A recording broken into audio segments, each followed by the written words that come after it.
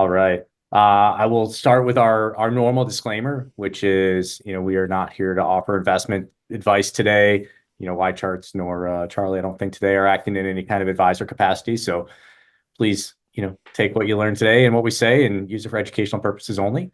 Also, if you have any questions, please do type those into the chat. I imagine we're going to get a lot of questions today. Market's been extra eventful lately. So excited to get into some of that Q&A content. We'll be sure to save some time for that. But the best way to get those through is to use the chat feature there within the Zoom webinar. Also, recording will be available to everybody. We'll send the replay out. And also you can get that on our YouTube channel, where you should definitely subscribe to all of our content so you get this and other content that gets posted by YCharts. But let's jump into today's agenda. Like I said, there's been a lot going on in the markets, right? So we've got a lot to talk about. Our first topic is going to be no pain, no gain. We're going to talk about diversification, which is back. Guess it's always been there, but the story is maybe better than it was a year or two ago. Talk about myths and markets. And then lastly, maybe everyone's most anticipated topic, tariffs, trade wars, and Doge. But I am joined here by our good friend Charlie. Charlie, thanks again for being here today. If anybody joining the webinar isn't already following Charlie on X, definitely do that. Charlie's chief market strategist over at Creative Planning, but the content and thought leadership and all of the just ideas and charts that Charlie shares are some of my favorite in the market. So super excited to have you here, Charlie. Thank you. Yeah, good to be here. Thanks everyone for joining. It's going to be a fun show. All right. Well, let's jump right into the first topic. No pain, no gain. There's some pain in the market now. First, maybe in a long time, huh? Yeah, look at that smooth sailing, Caleb. I don't know how, the last few discussions, not a lot in terms of volatility to talk about. In last year, very smooth year. You had 57 all-time highs, one of the smoothest uptrends in history. And this year, at the start, didn't seem like anything would be different. Then all of a sudden, a few weeks ago, the market reverses course, as it often does without any warning. And you see now we're below that 200-day moving average on the S&P for the first time since November 2023. Now, that's not remarkable, the fact that we're below. What was remarkable is what happened before it, that we went the entire year in 2024 without a break. You almost see every single year at some point a break below it. The abnormal period, I would argue, is what we've just been through. This is a very normal period of volatility for the equity market. This is what I call the price of admission. And I think our next chart gets into the fact that, yeah, this is pretty normal, right? 100%. You're looking at S&P historical drawdowns since 1950. And when you're an equity investor, Caleb, and you get that monthly statement, quarterly statement, some people might be looking at it day to day, but they probably shouldn't be. Most of the time, your account is actually going to be down from a high. 92% of the time since 1950, the market's not at an all-time high. It's at some level below it. So drawdowns are the norm. They're not the exception. The market doesn't go up in straight lines. Two steps forward, one step back is what I like to say. If you're a long-term investor, you have to understand that these drawdowns are part of the game, and they're the primary reason why you're getting that higher return in the stock market versus something that has less volatility like bonds, or something that's perfectly stable and never has a drawdown like cash. Yeah, I think last time we were on, Charlie, you're talking about some of these events and how they create buying opportunities, like looking at the VIX, seeing when that spikes. I think 20 was the level we were talking about. I think we've been over 20 for the better part of the last couple of weeks, maybe getting closer to 20 again today. But I mean, do you see this as opportunistic yet, or are you still just kind of waiting to see what's going on? The way a long-term investor should look at it, anytime there's a reasonable drawdown, it's 10%, certainly not huge, is this is a better time than a few weeks ago when the market was at an all-time high. So you're getting some discount. Is it a huge discount after what we've been through the last 2 years? No. The S&P 500 was up over 25% in 2023, over 25% in 2024. You rarely see that. Back-to-back gains were the strongest we've seen since 1997, 1998. So it's been a long time since we had that type of advance. The last show that we did, what we talked about, a few things to expect in 2025. Number one, I believe, was expect higher volatility. Okay, we're seeing that. And I think number two or three was look at the valuations in the S&P 500 compared to history, and they were definitely well above average coming into the year. And so now we have a pullback. We have most of this is multiple contraction.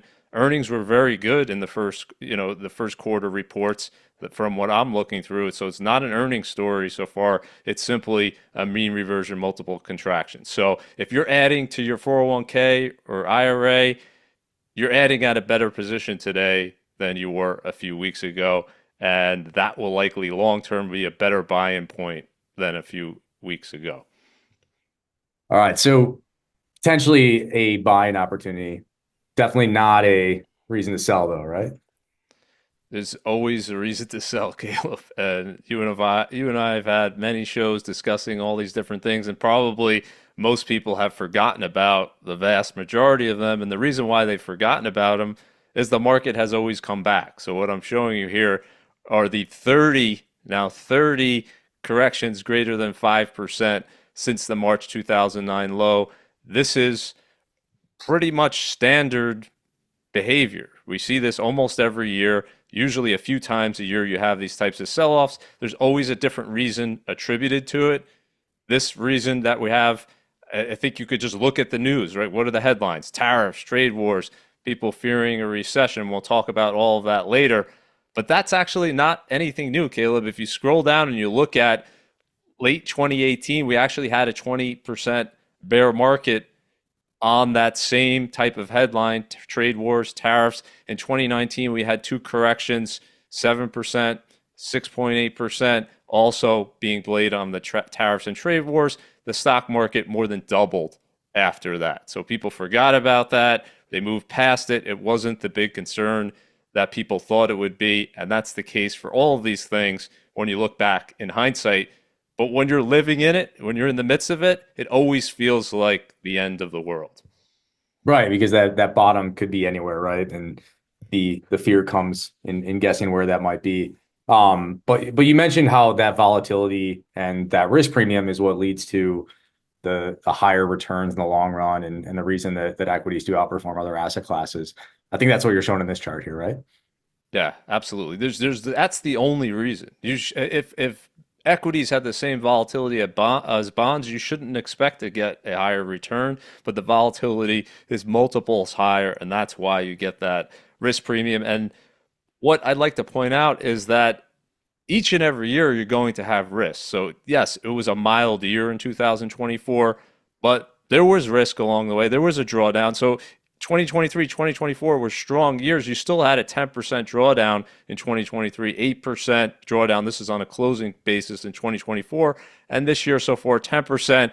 And we don't know how the year is going to end. It's not preordained. And if you look at over this history since 1980, and we can go back further and it shows the same thing, you have these drawdowns, averages around 14% since 1980, but that didn't prevent the market from actually annualizing at 12% total return over this period of time, which means that these big drawdowns don't prevent equity investors from getting returns. They're actually the reason why they're getting them in the first place.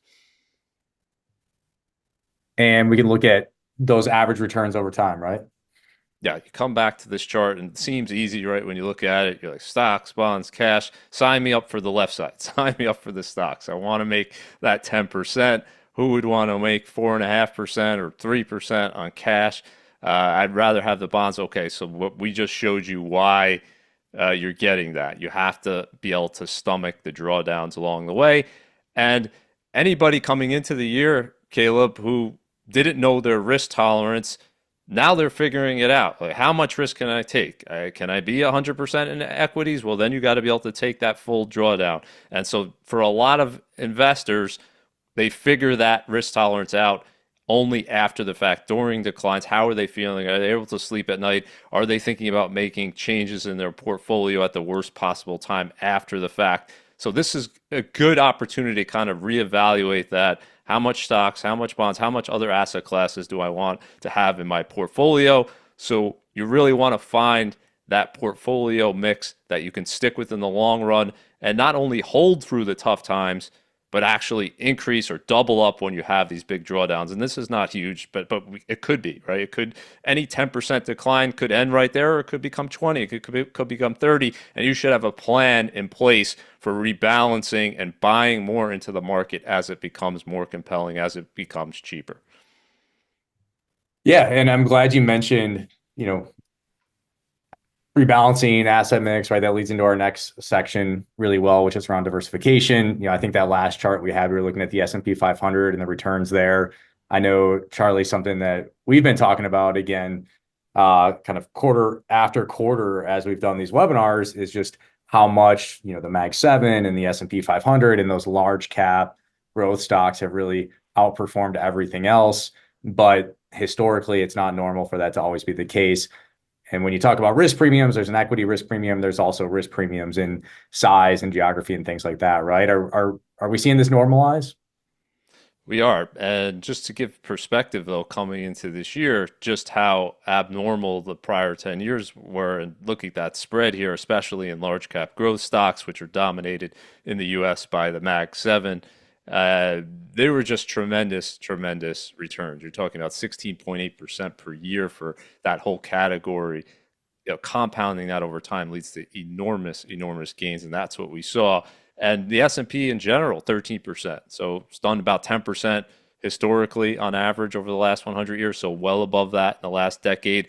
And then you look at other asset class, particularly overseas, right? MSCI World ex-US is only at a little under 6%, emerging markets at 4%, and then we know the bond market coming, worst 10-year period in history, essentially around 1% per year. So it's been all dominated by US large cap growth stocks, the narrative over the last decade.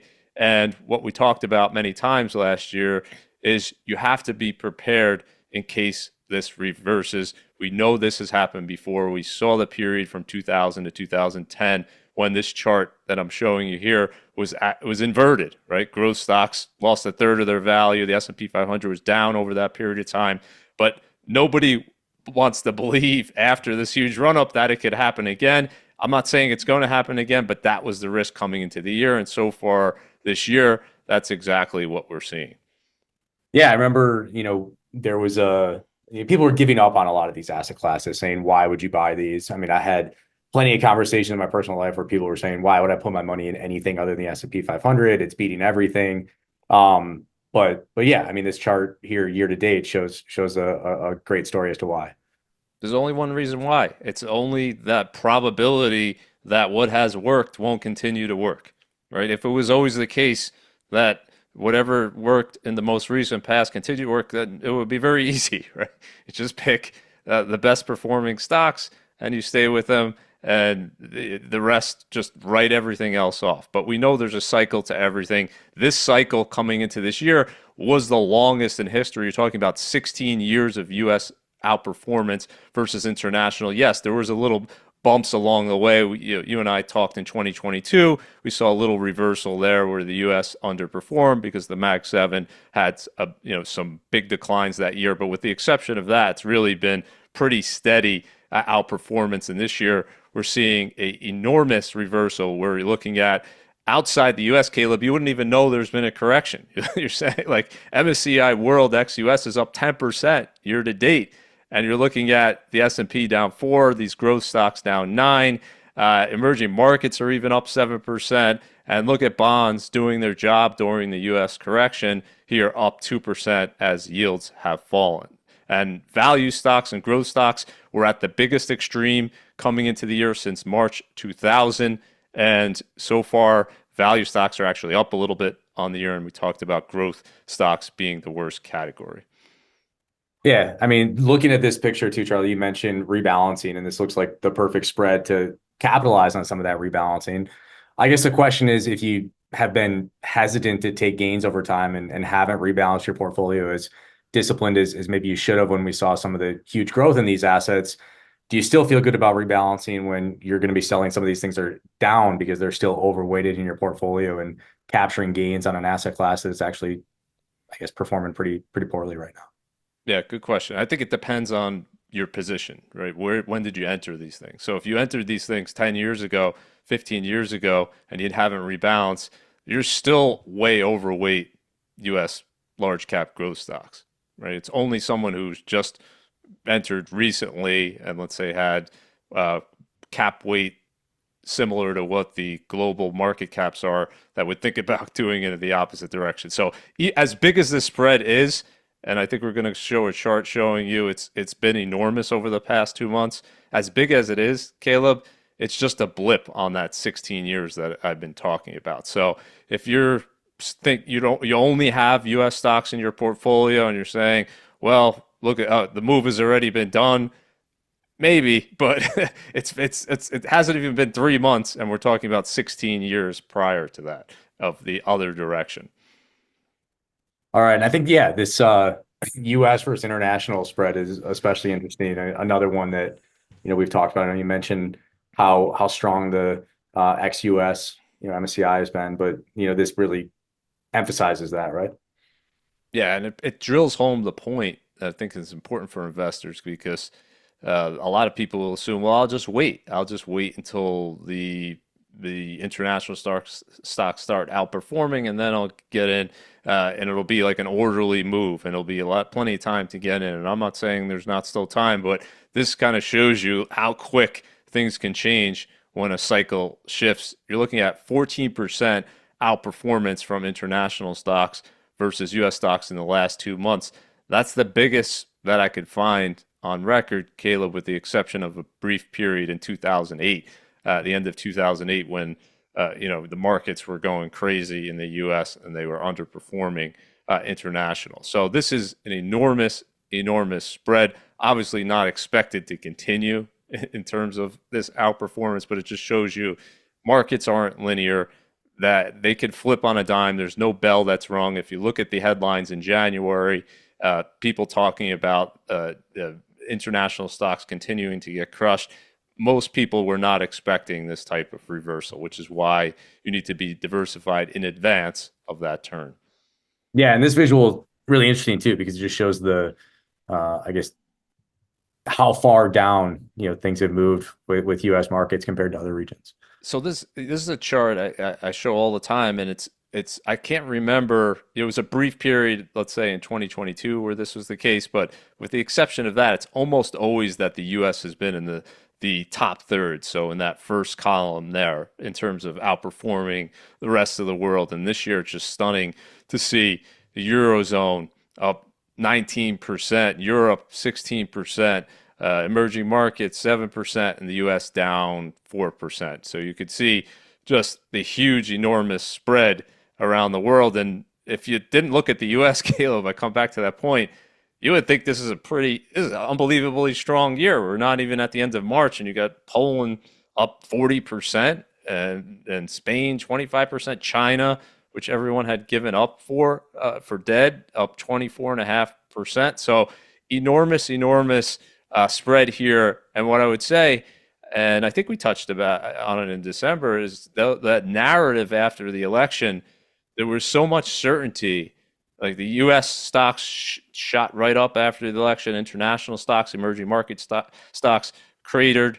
And all of that has not only reversed, but it's actually in the opposite direction, where since the election, the U.S. stock market's actually down and international stocks, emerging market stocks, and Chinese stocks are up, which is just a point. Like, don't believe the market is always right. Don't believe always that these knee-jerk reactions and money flowing into a certain area is something that you want to chase. That was definitely a move so far that you wanted to fade. Where are the losses coming from, Charlie? The Magnificent Seven. You guys, I think, came up with morose there. You could substitute any number of words here. And again, this is after a period where these stocks are all up thousands of percent right over the last decade. So we can't forget that.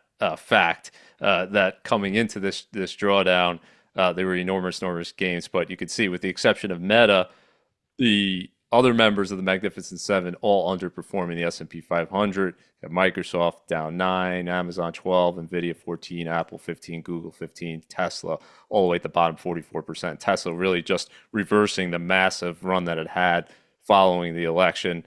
Just a crazy move higher, and now it's given that back. And coming into the year, Caleb, we talked about this in the December show that we did.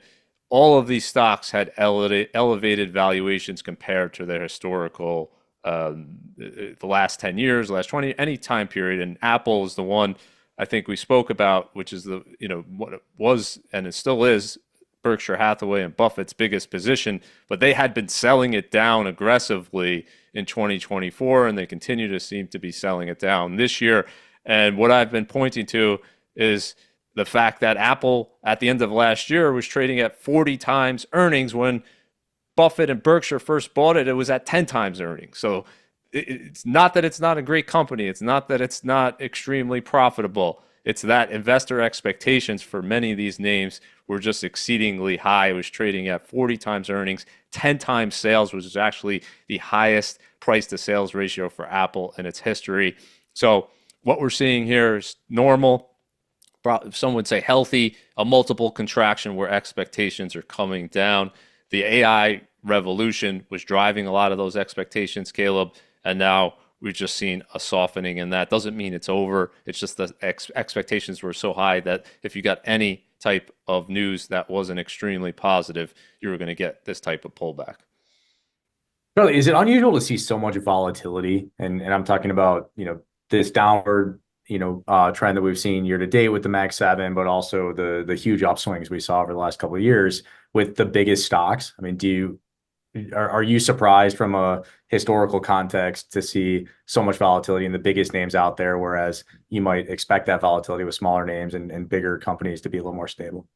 Yeah, what I always say is the higher the valuation, you should expect the more volatility, because you just have investors more keen to get out of that position or get into that position on any data point. So the fact that they've done so well, enormously well, means that the risk of this type of move or risk of volatility is that much higher. What was unusual, Caleb, as we talked about many times last year and the year before, is that the concentration of this Magnificent Seven within the index was just growing and growing and growing. By the end of last year, I think it was around a third of the index. It was the highest for any 7 stocks in the index ever, right? If looking back at history, going back, I think data we have since 1980. So these 7 names just dominated so much and to such an extent that they became such a big part of the index that for an investor, you had to really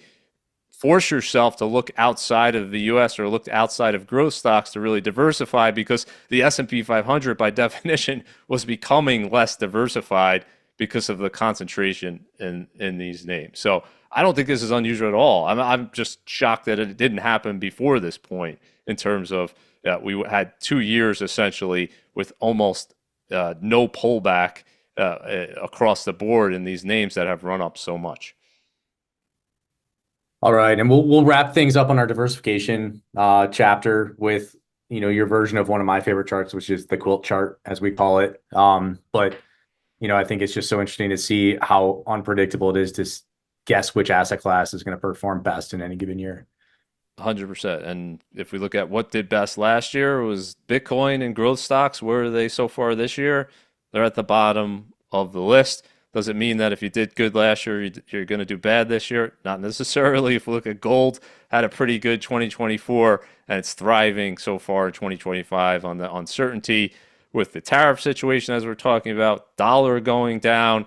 You have yields falling, so you have real interest rates falling, so everything looking good for gold right now. And just very interesting. We haven't really seen this, Caleb, where a year where gold has been at the top and Bitcoin at the bottom. Bitcoin's been at the bottom in every difficult year in the past decade. If you look at 2022 and 2018, it seems to be, and this is what I've argued, Bitcoin's with the financialization and the ETF proliferation and everything else, it's become more connected to the equity markets. Its correlation with the NASDAQ 100 and the S&P continues to rise. And it's really become like a magnified version of risk exposure. And so far, we're seeing that this year as well. And if there's a huge turnaround in risk, it probably moves again to the upside without those other asset classes that it's become correlated with. All right, let's jump into our next section, which is myths and markets. Quick plug on this section. A lot of the visuals that we're looking at come from a asset that YCharts has created that we've shared with all of our clients called Debunking Investment Myths. And it gives you a lot of charts and data on these stories, right? Which are super interesting that we'll talk through. If anyone wants to access that, I think someone on our team just posted a link in the chat there. You can click on that and get the full deck. But let's talk through these, Charlie. Right? So some of the we'll call them myths, but maybe the ideas that you hear about a lot and how these are ways to beat the market or things to avoid. But first one, sell in May and go away. It's fun to say. Oh, great saying. One of the best. And there's an element of truth to it in that the market returns from May through October are worse than November through April. So they're lower on average, or at least they have been historically. Now, if you're an equity investor, that's not the same thing as saying I should sell and go away, because the returns for that period of time, May through October, are still positive. And I don't know why you would want to go away from something positive, even if it's less good as the other months. And that's also assuming, by the way, Caleb, that this is not just a weird coincidence, and there's some reason for this that will repeat in the future, and it's not just noise. Of course, we won't know that. Maybe 100 years from now, there's no differential, right? So if we look at the next chart, though, I think it illustrates that if you're an equity investor and you've gone away, not very good for your overall return. You're gonna miss out, obviously, on a lot of May through October periods that do very well. Or some of them are going to be bad for sure, but you have many years where May through October are very strong. Buy in May and stay. We'll see if we can get that to be the new tagline. I've been trying. It hasn't caught on yet. Charlie, I think this one's really interesting, right? I think when I saw this from you, this is the first time I'd seen this picture before. And I mean, the consistency across all of these different months, especially knowing how much volatility there is based on some of those other charts we've seen, it just tells a really interesting story about the long-term, impact of being invested, but especially that 1 year column. I mean, that's mind-blowing to me.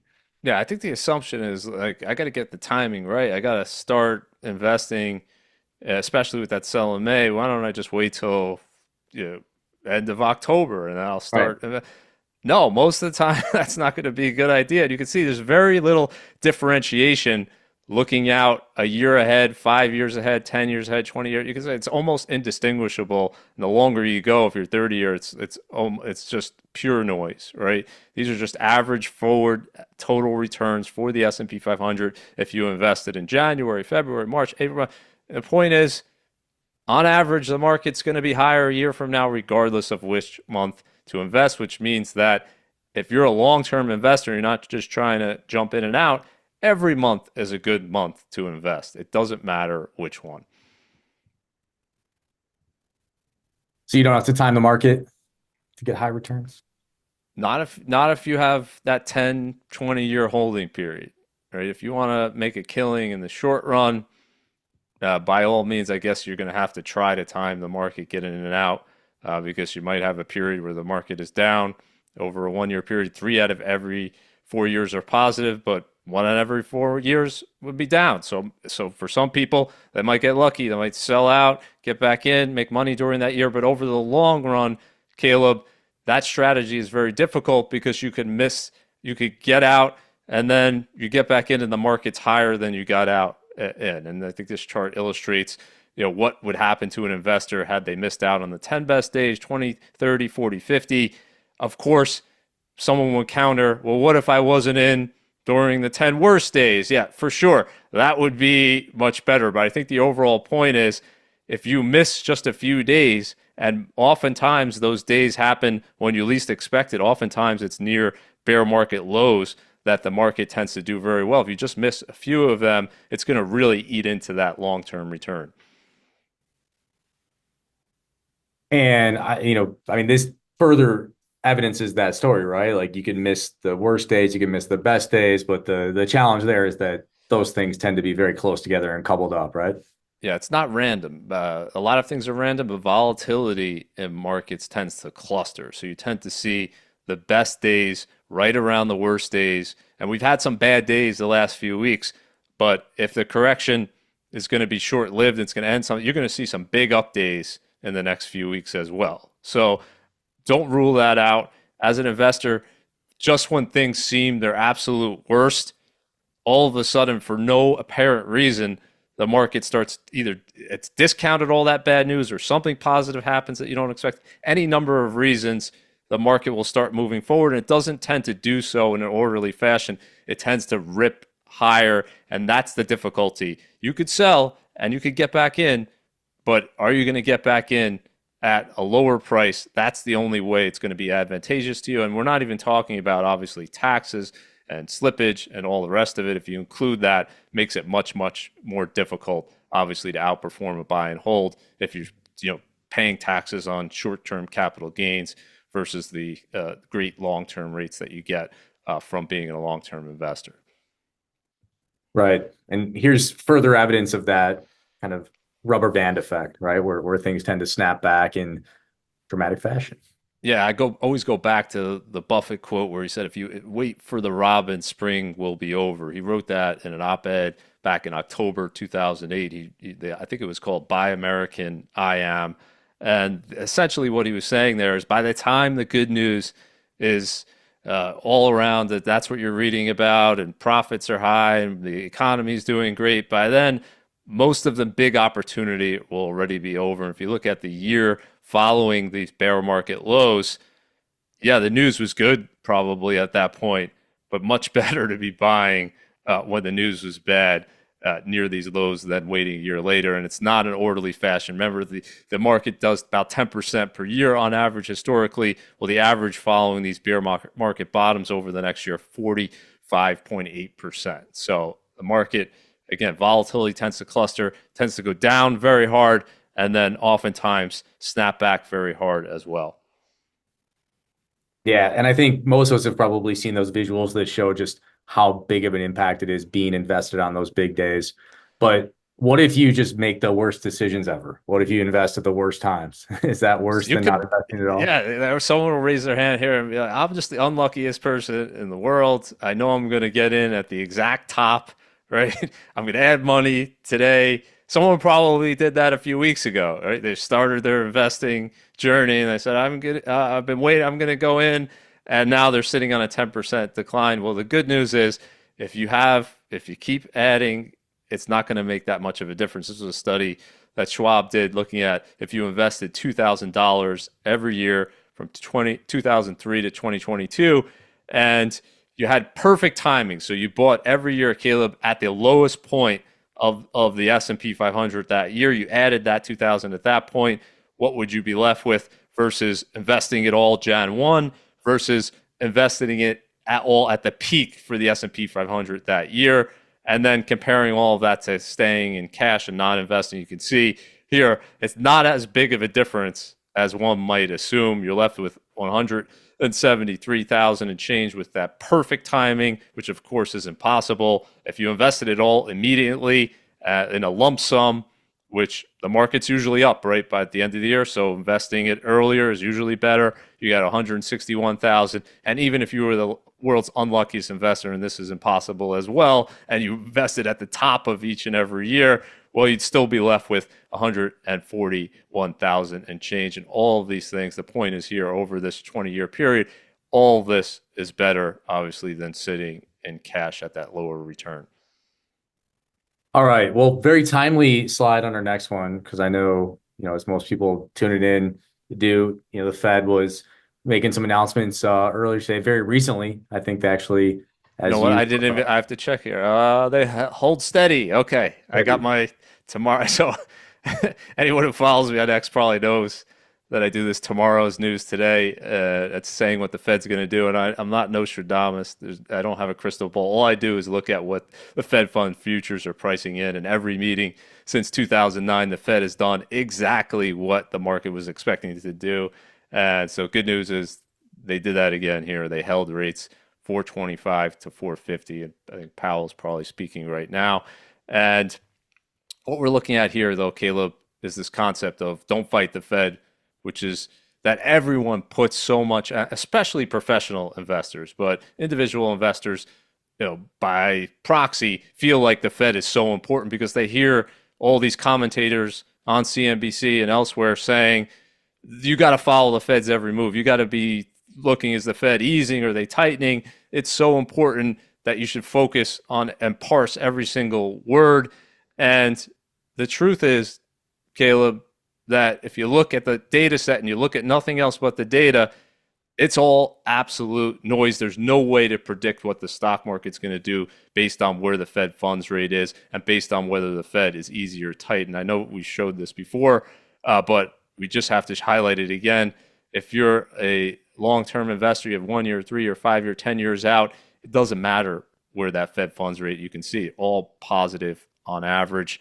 And looking at the bottom panel there is just saying, is the Fed easy or is the Fed tight relative to where inflation is?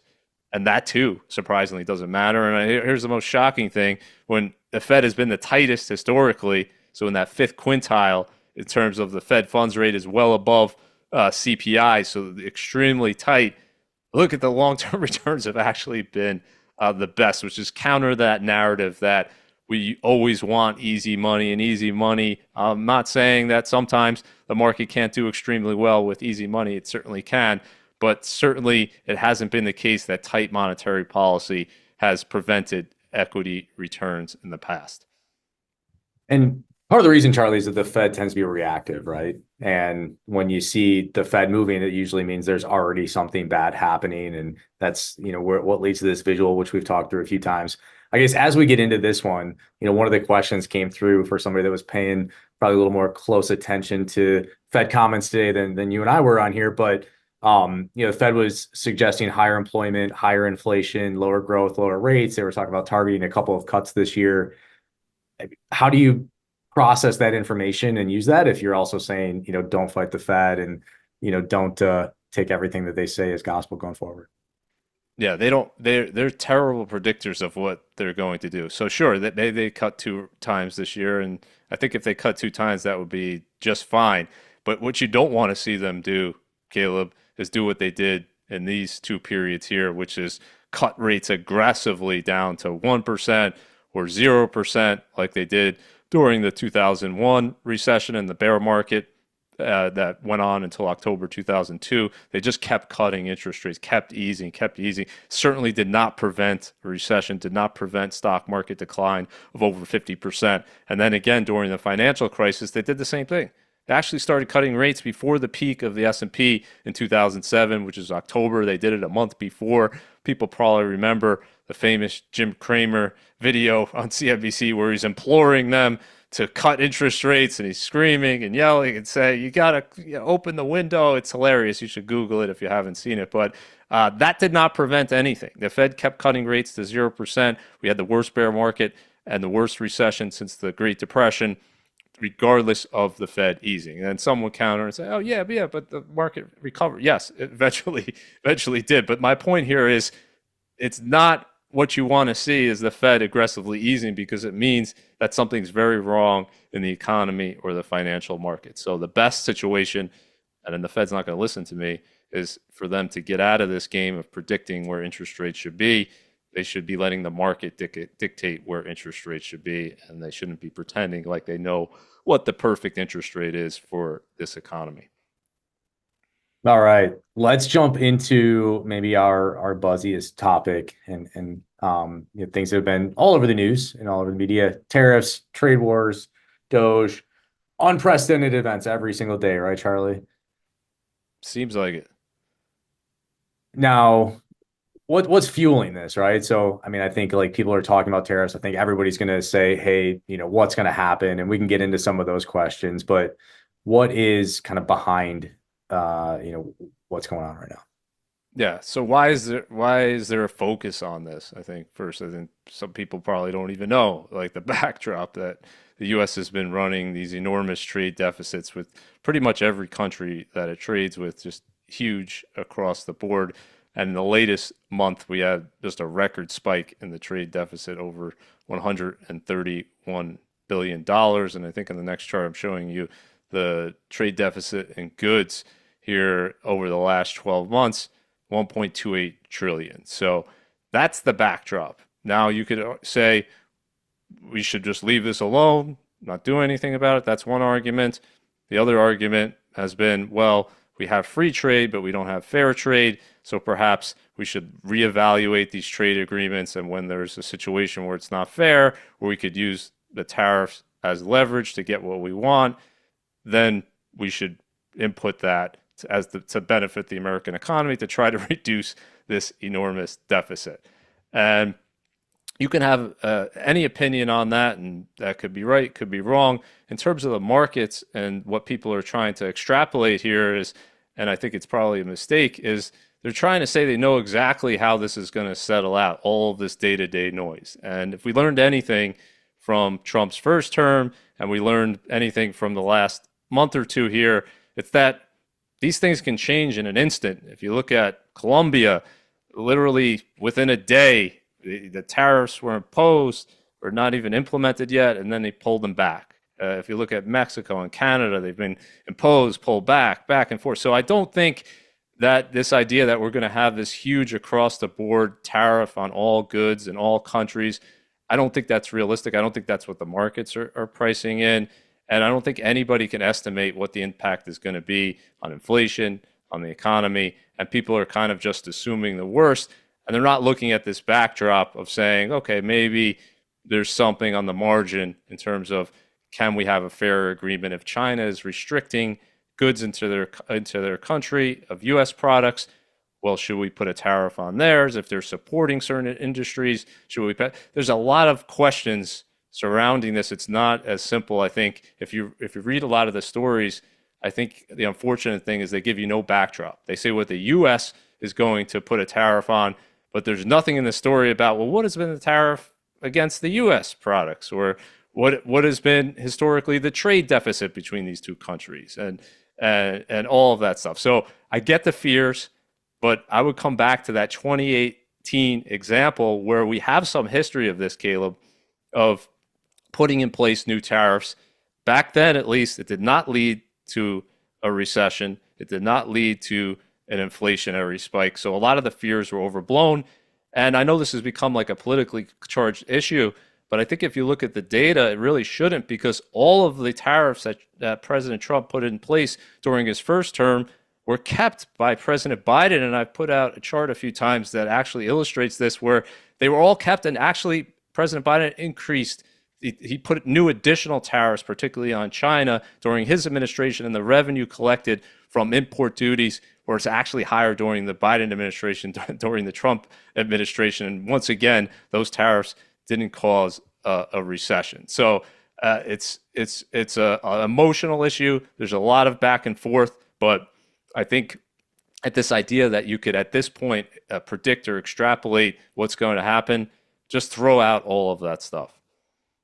So Charlie, what are you watching for, right? I think the message is loud and clear. Don't have knee-jerk reactions to every announcement. Every tariff that's announced may be rescinded a couple of days later. But what are you looking for? Are there any long-term trends? Are you looking for this trade balance to change? What are some of the things you're keeping an eye on? Yeah, I would say what would scare me, Caleb, is like an irrational tariff that's put in place where we don't have the manufacturing means in the US to kind of replace that product, right? Which would be inflationary. I would look in terms of corporate earnings, like see what the companies are actually saying. Is this going to be an impairment that's not just a 1 quarter thing, but this is something that's going to be a hit to corporate earnings for years to come? I haven't seen any evidence of that so far. So that would be the stuff where I would say, okay, this is somehow different than the last round. But at this point, there's no way to analyze that. So I have to just assume as an investor that this is probably just noise. It's probably just an overreaction. Doesn't mean the market can't go down more and react to it more. But I don't think people have the information right now to say this is definitively bad or definitively good. It's going to be inflationary for sure. It's going to cause a downturn for sure. I just don't think that information is there. And I think the news is going to continue to change. It's being used as leverage, right? The U.S.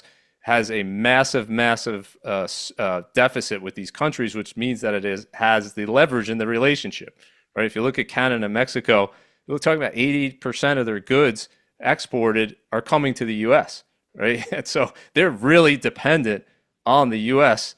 for those exports, right? So if we want something from them, we could very easily use this as a negotiating tactic to get what we want, right? And we've seen that in terms of the border with Mexico, very quickly using that, and they came around and changed. So what I would just caution people is all of the analysis that you're hearing from people and the fear mongering and the projections. They might have good intentions, but they don't have the data and information to make reasonable assumptions here. And they certainly don't have anything to suggest that it's going to impair corporate earnings, let's say, over the next 10, 20, 30 years, because that's ultimately what the equity market will trade on 10, 20, 30 years from now. All of this other stuff is going to be noise. All right, let's move on to the Doge topic, right? So I think the whole point there is to be saving a lot of money and trimming the deficit. But I think this chart shows that maybe the deficit's moving in the opposite direction you would expect based on some of those savings. Yeah, well, look, we're only 1 month into it, but I think similar to the trade deficit, it's like this is the reason why we're having the conversation. We have these unsustainable deficits. We're not in a recession, so it's very rare to see the U.S. government essentially borrowing $2 trillion a year to spend to try to stimulate things when you have an economic expansion. You're talking about 6 to 7% of GDP still in terms of deficit spending. And the big question, Caleb, for this year is, well, can we reduce it? Like we've heard many claims, like we can get it down to 1 trillion. Perhaps some people are saying balanced budget. I'll believe it when I see it. Like we've seen so far, people talking from Doge saying they've cut over 100 billion already, and they have this wall of receipts on their website there. If you add it up, it doesn't add up to anywhere near 100 billion. So I'm skeptical that they're at that number, but no doubt about it, this is really shine a light on the waste, the fraud, the abuse, way more than I would have imagined at this point, just being less than 2 months into this, to say, look, we have a lot of waste going on. Nobody's in favor of waste. We can cut a lot of this and there won't be any meaningful impact in terms of people's everyday lives. Everyone should want a government that's more efficient. We're spending a ton of money. And if we can cut down this deficit, it will prevent that crisis for our children, for our grandchildren that we don't want to see. So what we don't want to see is a point of no return, Caleb, where the deficit just gets so high and the debt gets so high because interest expense is eating up more and more of it as a percentage of the budget. Well, that's then a point of no return. We want to act before that. And if you look at this chart right here, it shows you, and this is great news, there's broad bipartisan support for this across the parties in terms of saying we're not at a sustainable level and we should try to move towards a more balanced budget. And you can see across both Democrats and Republicans on the right side, which is great news, they're saying that we should try to work towards that because they recognize, I think, that you can't continue to do this without at some point there being significant problems. Yeah, it certainly seems like a initiative that everybody would get behind. I think it's good to see this data, and I think you have a good perspective on things, and always trying to look at the data and understand what's actually happened as opposed to all the like you'd mentioned hyperbole or fear mongering that might happen. I'm going to flip back a slide actually. So there was a picture you had. I skipped because I wanted to support that point you were making of some bipartisan agreement on the reducing spending, but didn't want to overlook this spike in uncertainty around trade policy. I mean, this is one of those movements in a chart that just looks fake, right? Yeah, it looks fake, but I believe it. Like if you ask businesses, and like it is so uncertain, and that's coming back to the fear over tariff, this is why people are afraid because we don't know, and businesses obviously would like some certainty. So yeah, it's good that we're negotiating to try to get better deals, but hopefully we'll come to some conclusion within the next few months, and this won't drag on for years because businesses, of course, want to know want to plan right for the future. What is the situation going to be? So no doubt about it. Like this is a spike, but you could see, Caleb, that spike that we had in 2018, it was pretty high as well, came back down, even though the tariffs were kept and they were increased during the next administration. I guess they viewed that as more certain than today. And I can understand that just given what's happened in the last month or two. So the big Yeah. question is going to be, and I think we'll talk about the economy in the last slide. The big question is going to be, is this uncertainty going to cause businesses to stop hiring? Is it to stop transacting? Is it going to cause a growth slowdown in addition to the Doge potential cuts? And that's the big question, right? Is it, if we're just cutting waste, fraud, and abuse, is that not going to hit the economy? If the trade deficit is going to move in the other direction, perhaps that would be a good thing for the country. What is that going to do to economic growth?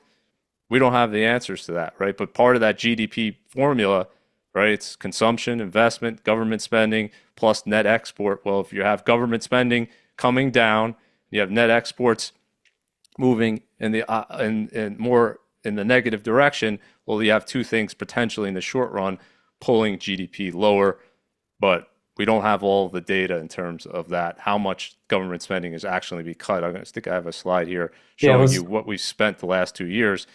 So there's a lot to cut, right? We're talking about $7 trillion budget now annually versus a little under 5 million in revenue. And this basically, to me, answers the question: do we have a spending problem or do we have a revenue problem? We're not collecting enough taxes, or is it that we've just increased spending by so much? And if you look at the last decade, Caleb, we've increased the tax revenue in this country by 60%. So it's enormous increase in terms of what we can spend, but we've taken all that and we've increased the spending way more. So spending has close to doubled in the last decade to that $7.1 trillion number. So the big question is, where will that 7 trillion be a year from now? Can it get down to 6 trillion?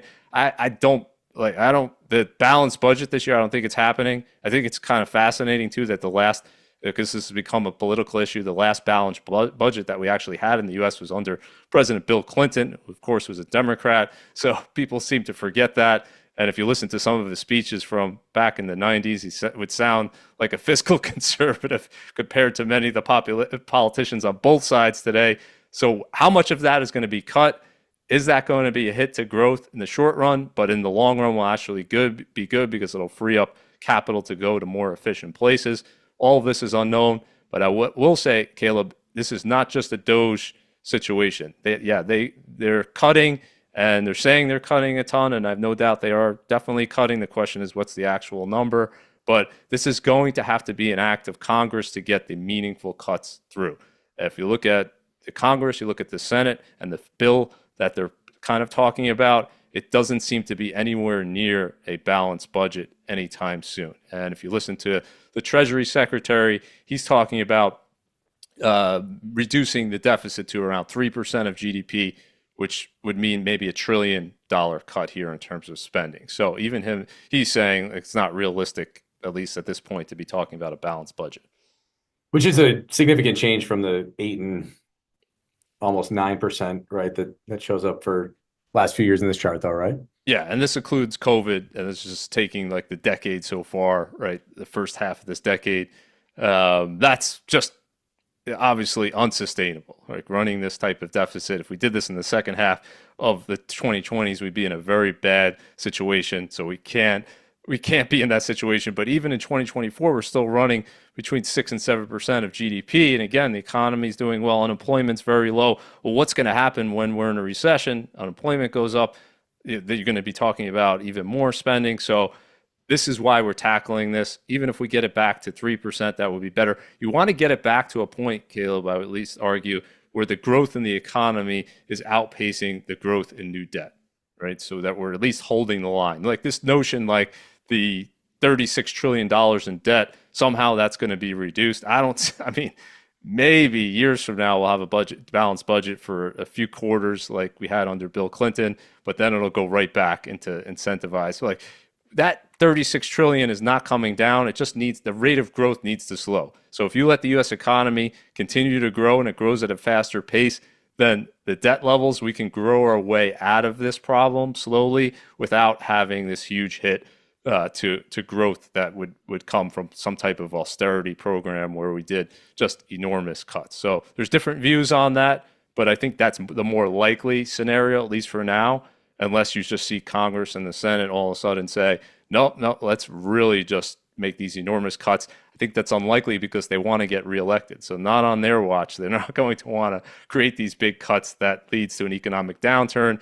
And don't forget, they've promised a lot of things to their constituents. So they were borrowing and making these promises. They want to keep these promises to stay in office because, unfortunately, most politicians, number one thing they want to do is to remain in power to get reelected. And this is a longer term issue, right? This is an issue for our children and grandchildren. We just simply, as a nation, don't look long term. But I'm optimistic, Caleb, that when we do this show a year from now, I really hope that that deficit is cut. The question will be, how much will it be cut? All right, so let's tie this together. You've talked a lot about how growth could be impacted. We talked about the tariffs and how trade balance was changing. We saw that big spike in the trade deficit, in the first quarter of this year, I think that was, or in the last couple months. All of those things have been kind of modeled out to estimate where our GDP growth is going to come, at least by the Atlanta Fed. And you were explaining this a little bit to me, but can you decompose this and just talk about where this projection is coming from and how likely this is? Sure. So the Atlanta Fed right now is saying first quarter GDP is going to be negative 1.8% annualized.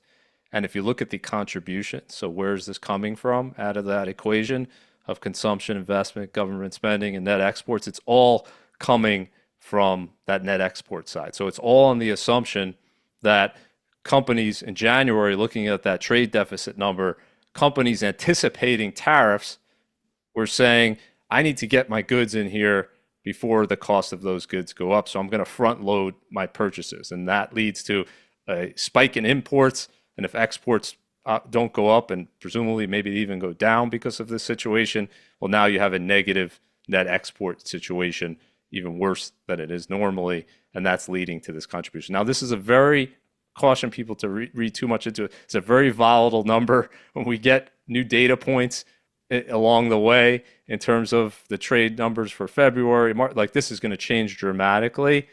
But I think the point is perhaps that we could see some type of impact. Now, you could say that's technical. Maybe it's only a quarter. Maybe it reverses the next quarter, but potentially could see an impact to growth from the situation in the short term. But again, how much is it going to be? What's actually going to shake out? Or the real question, Caleb, is the U.S. economy is 70+% consumer spending. The real question is, are people going to slow down their purchases? And I don't believe so until if they have their jobs, wages are going up, which wage growth is still very strong, still outpacing reported inflation over the past year. As long as that's the situation and people aren't cutting back on spending because of these fears over tariffs and the rest of it, then this should just be a short-term situation, right? Where companies are preparing for it, adjusting, and then once they know with more certainty what the tariff situation is going to be, then they can adjust their spending going forward. Then we'll have one of those blips in GDP where we talk about how we had a recession and we never realized we were in a recession until it was over, right?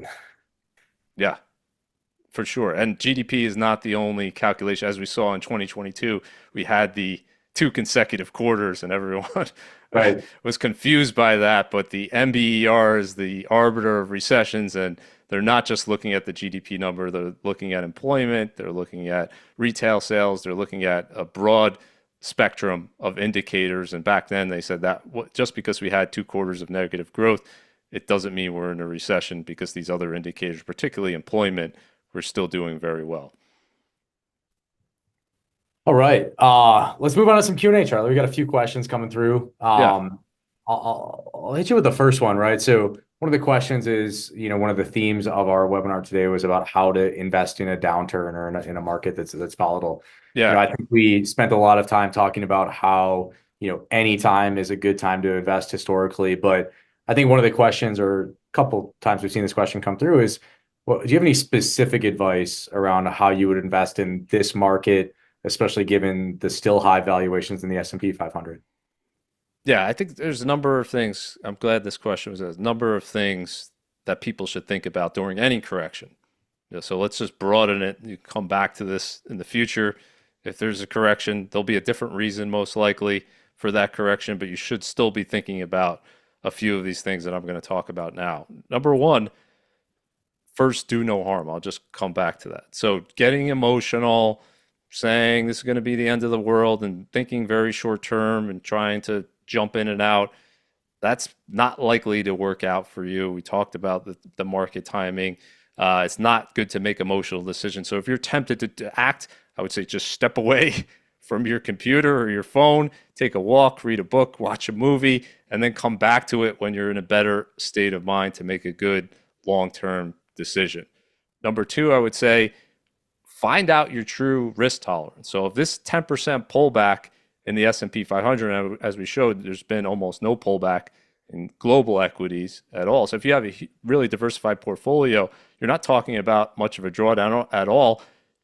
This should tell you a lot about your risk tolerance. So if you're tempted to say to sell because of this type of decline, which happens pretty much every other year on average in the S&P 500, where we have a 10% intra-year drawdown, we see that every other year in the market, and we see multiple 5+% corrections.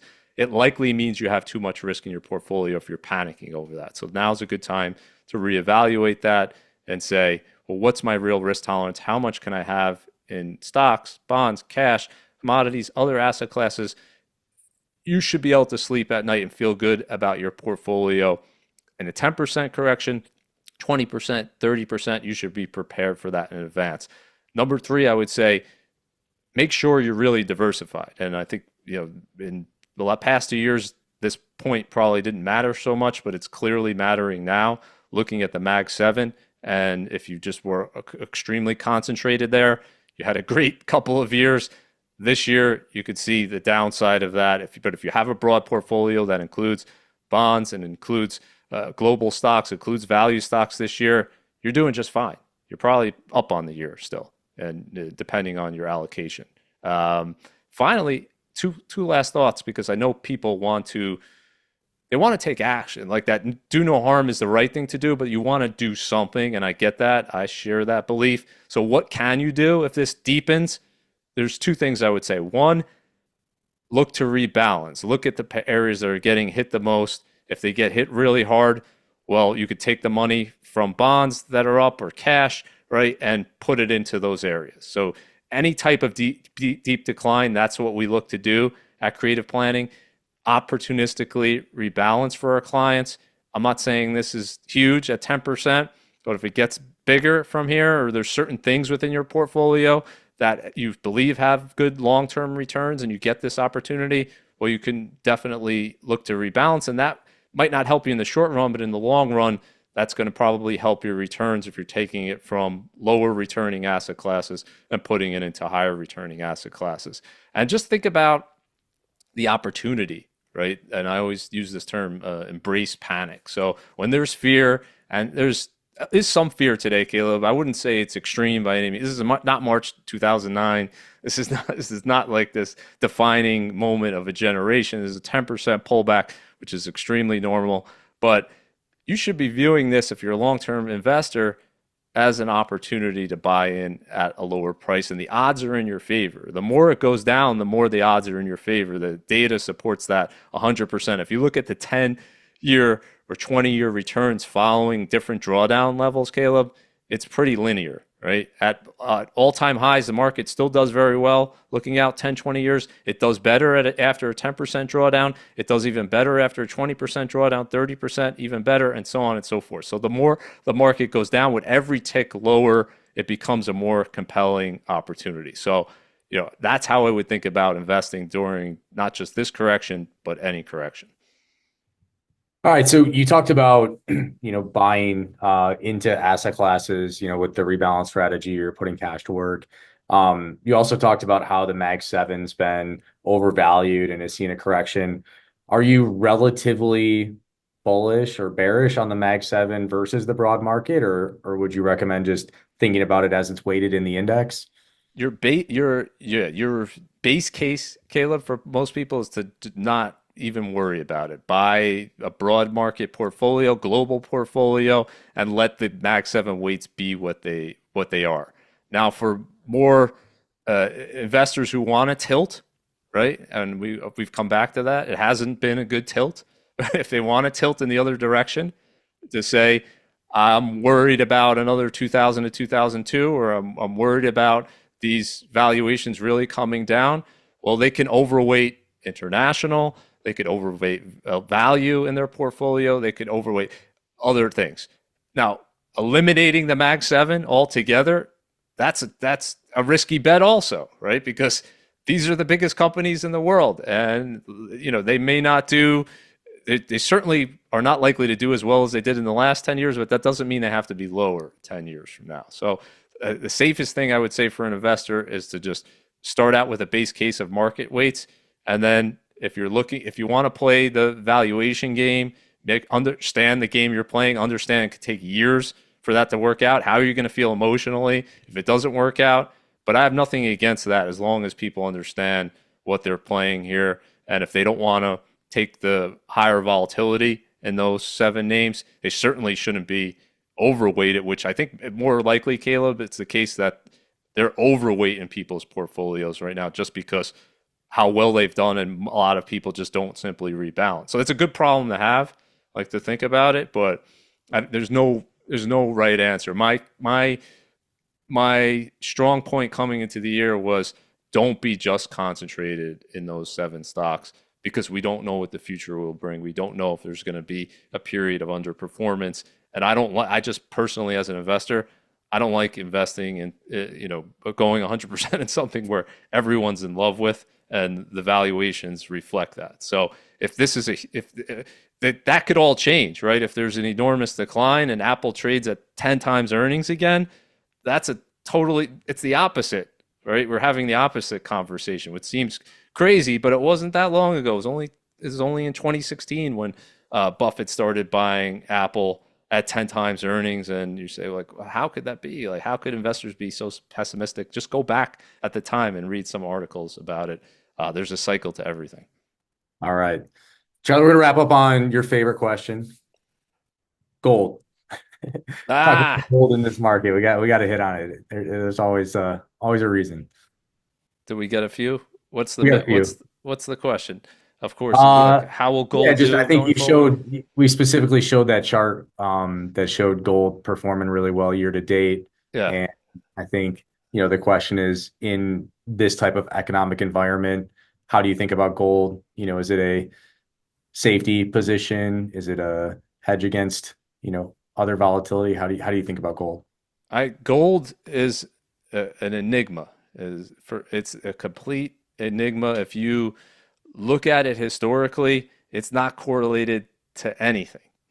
You could try to find something. I challenge you to find something that it's correlated to over a long period of time. Nothing.